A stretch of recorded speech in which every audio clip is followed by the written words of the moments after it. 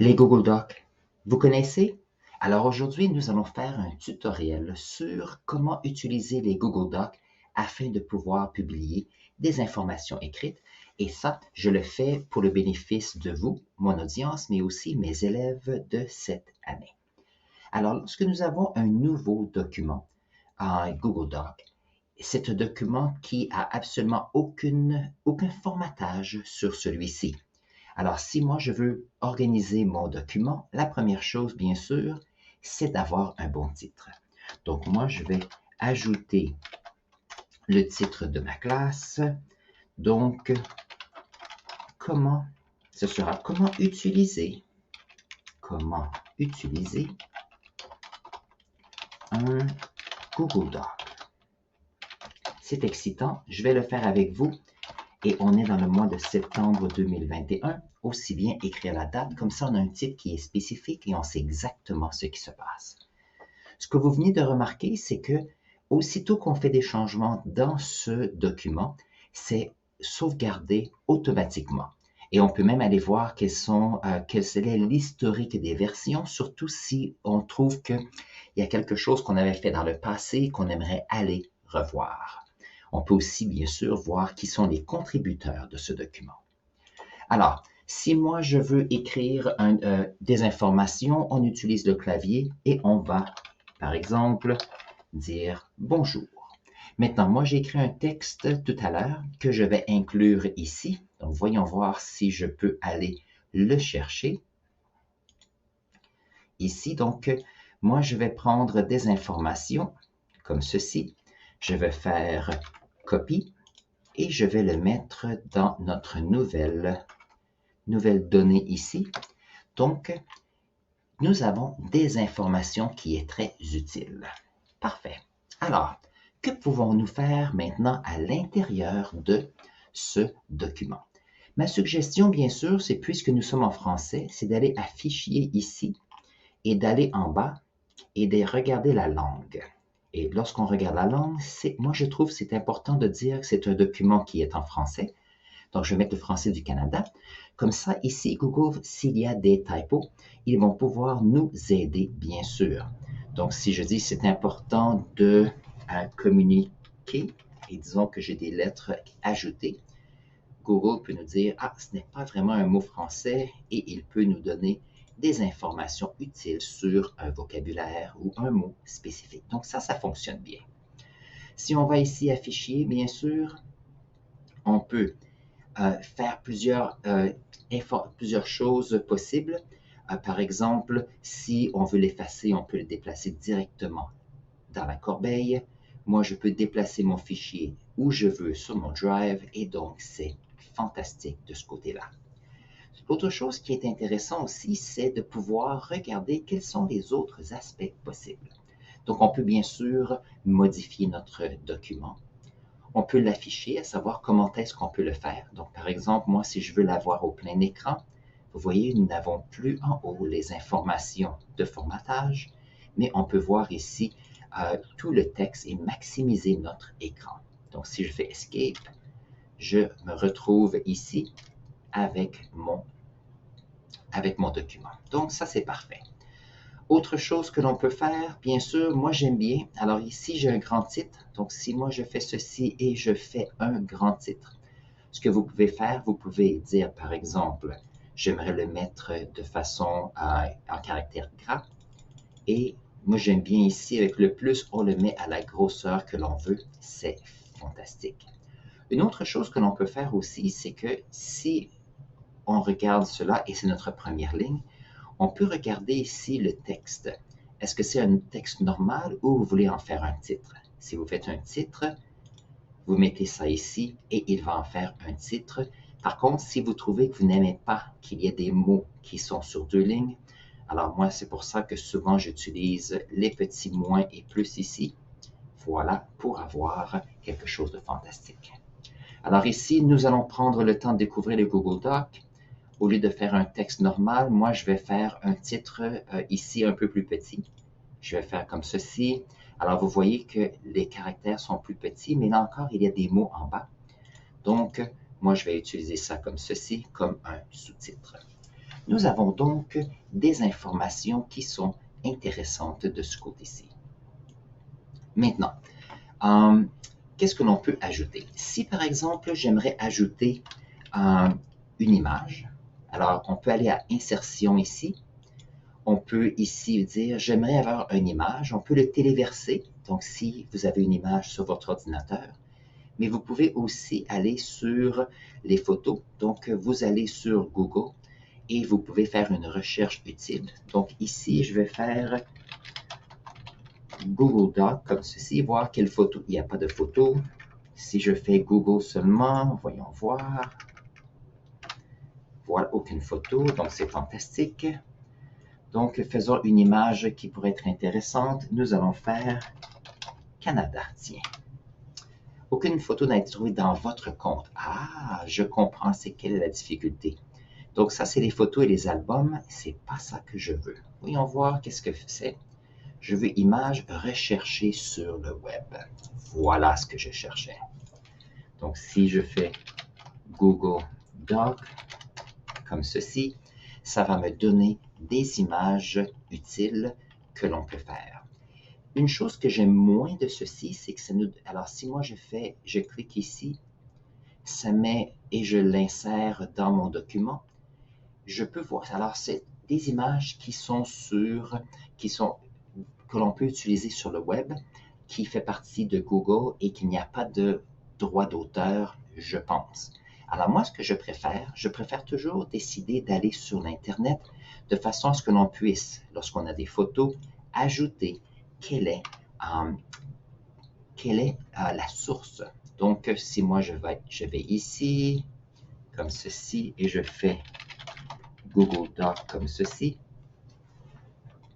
et puis, voyons voir, Google Doc, pas sur Twitter. Tiens, allons faire un tour sur Wikipédia, pourquoi pas. Donc, ici, on peut voir qu'il y a des images ici. Donc, moi, ce que je vais faire, c'est que je vais cliquer sur l'image. Oups, c'est pas ça que je voulais faire. Oups, voyons. Alors, je pèse sur le bouton de droit de la souris, je sauvegarde l'image. Donc, lorsque nous allons aller sur mon texte et je fais mon image, je vais la changer de dimension comme ceci. Voyons voir. Parfait. Donc, quelque chose qui est un peu plus simple comme ceci. Si je fais voyons voir. Très bien. Il y avait quelque chose que je voulais voir, c'est l'option remplacer l'image. Alors, je vais le laisser comme ceci pour l'instant, ça va. Mais une chose qui est utile, c'est que lorsque nous allons ici, nous pouvons consulter. Et lorsqu'on consulte, on peut trouver la source de ce fichier. Donc, ce fichier et sa disposition provient de Wikimedia Commons. Ça veut dire que ça vient de Wikipédia. Il n'y a pas de droit d'auteur. Donc, si j'accède au fichier, on va me donner des informations comme si je veux utiliser ce fichier, je clique ici, ça me donne exactement le lieu où est le fichier. Comme ça, il n'y a aucune difficulté en ce qui concerne les droits d'auteur de cette image. Et on peut bien sûr le rapetisser comme cela. Bien sûr, ici, nous avons un grand titre.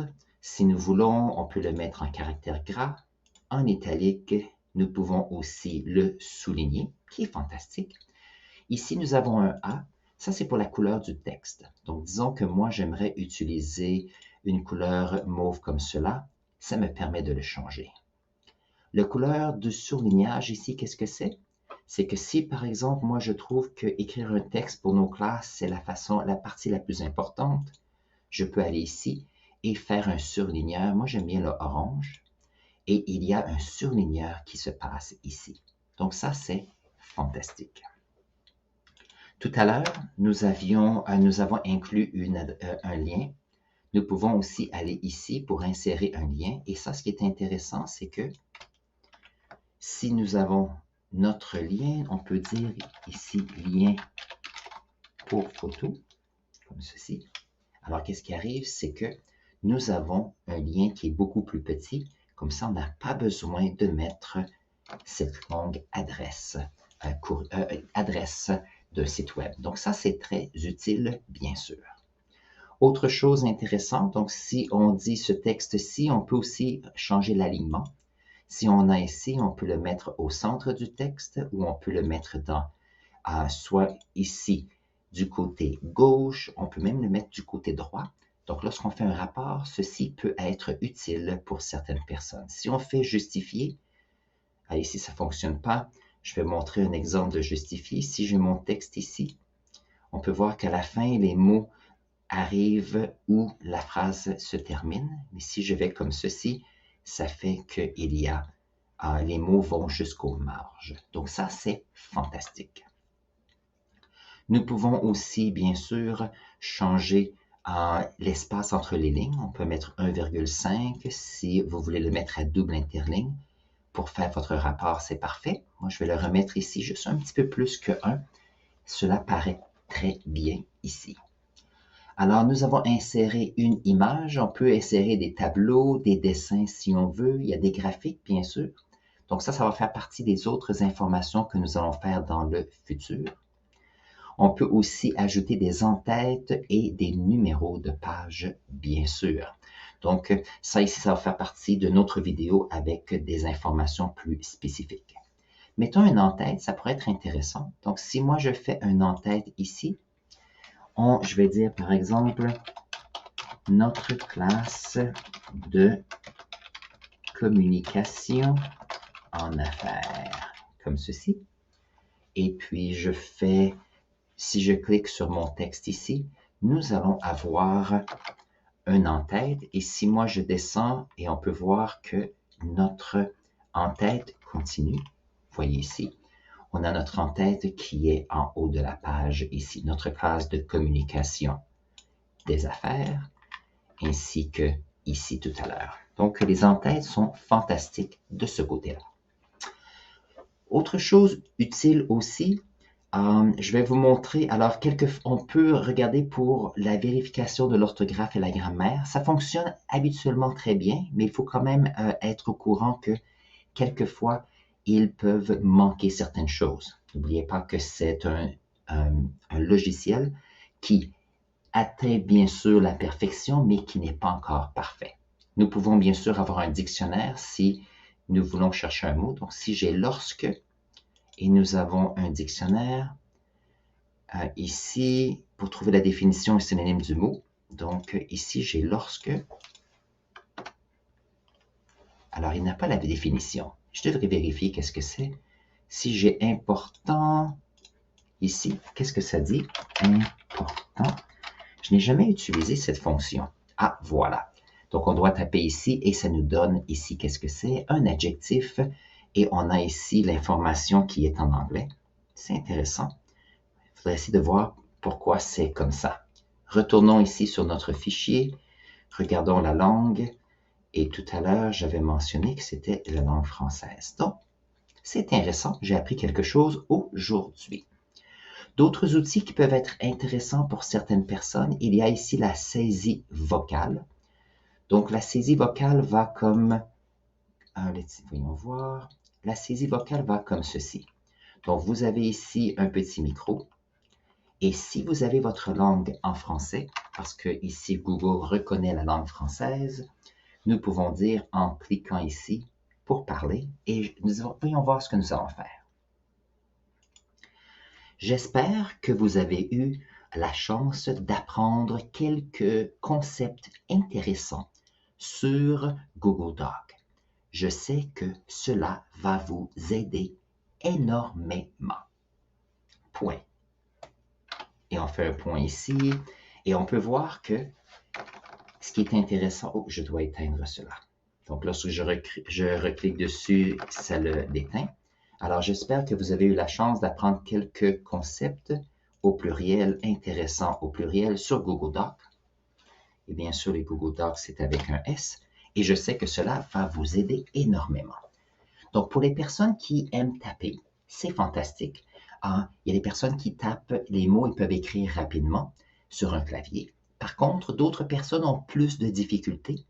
Donc, cette option de pouvoir parler et écrire est une façon de pouvoir maximiser la communication. Donc ici, Google Doc nous permet de pouvoir transformer les mots parlés en des mots écrits. Donc ça, j'espère que c'est intéressant pour vous. Très bien. Une autre chose qui est intéressante, donc, moi, ce que je vais faire, donc je vais enlever ceci. Donc, moi, je veux enlever ceci. Alors, format supprimer l'entête. Voilà. Ça ici, j'ai l'information sur une page qui est parfaite. Il peut arriver quelquefois que vous voulez faire des textes qui sont différents. Donc, par exemple, vous voulez faire un article de journal. Vous prenez votre information comme ceci et vous pouvez modifier. Voyons voir le format. Quelque chose que j'aime bien, c'est de pouvoir changer certaines choses. Donc, si on regarde le texte ici, on peut mettre tout le texte en caractère gras. S'il y a une section que vous n'aimez pas, vous pouvez dire « Ah, toute cette section est à enlever dans un texte ». Alors, la personne peut voir quel était le sujet du texte écrit, mais peut décider de le surligner comme ça. Les personnes savent que ça ne fait pas partie de votre texte. Une autre chose que j'aime beaucoup, c'est avec les colonnes. Donc, lorsqu'on écrit un article, moi, j'aime bien le mettre en 2 colonnes comme cela. Ceci permet d'avoir une vision intéressante du texte. Donc, on peut voir ici, je ne sais pas si je peux déplacer cette chose-ci. Voilà. Donc, on peut voir que nous avons le titre en haut et nous avons en 2 colonnes. Les personnes aiment bien ça. Pour ceux qui font partie de différents programmes comme le Bac international, par exemple, où vous faites des articles de journal dans un magazine, c'est une façon qui permet aux personnes d'apprécier le texte. Et ce que vous pouvez faire maintenant, vous pouvez aller comme ceci. Et qu'est-ce que c'est? Ah oui, vous allez là et vous justifiez de chaque côté. Et regardez comment est-ce que notre texte devient intéressant. Donc ça, c'est une option que je crois qui est intéressante pour vous. Maintenant, ça ici, c'est si nous avons des pages qui sont à la verticale. Maintenant, il peut arriver que dans un texte ou dans une organisation ou une classe, vous aimeriez faire un pamphlet. Donc, une chose qu'on peut faire, c'est qu'on peut toujours configurer la page. Donc, si on va configurer la page, il y a certaines choses que l'on peut faire. Bien sûr, on peut changer les marges. Donc, moi, j'aime bien habituellement le mettre à 1 partout. Ça permet de sauver du papier. Nous avons un portrait qui est de façon verticale. Et si on le met de façon paysage, vous allez voir, notre feuille va changer de côté. Donc, on peut voir ici comment que nous avons changé de côté ici. Donc, moi, j'aimerais que ce soit tout le document qui change. Voyons voir si je peux changer ça. Donc, moi, je veux tout faire ceci. On veut configurer la page. Paysage. Voyons voir. Ah, voilà.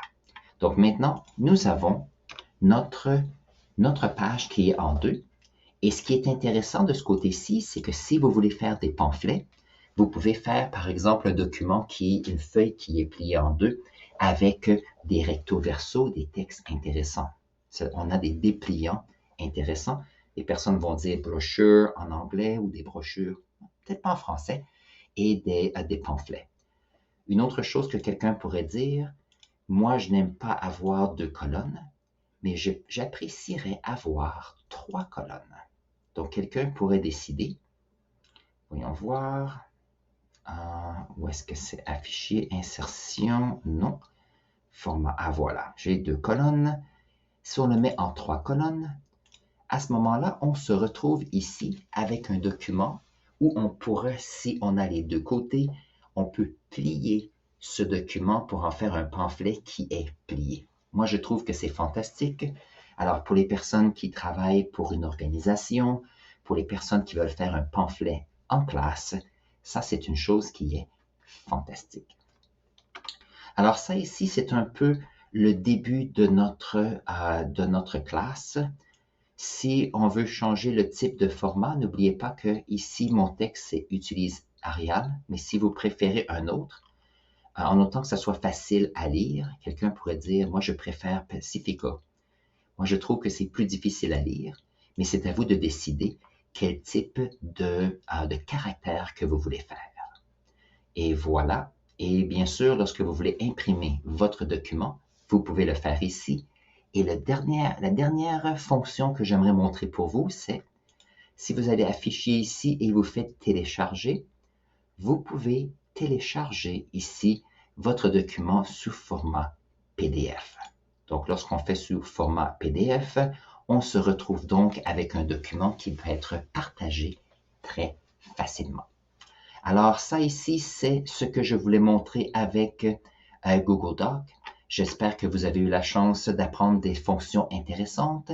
Et si vous avez des questions spécifiques sur Google Doc, mettez vos questions dans la section commentaires. Ça me fera plaisir d'y répondre et de faire d'autres vidéos sur comment utiliser la suite Google.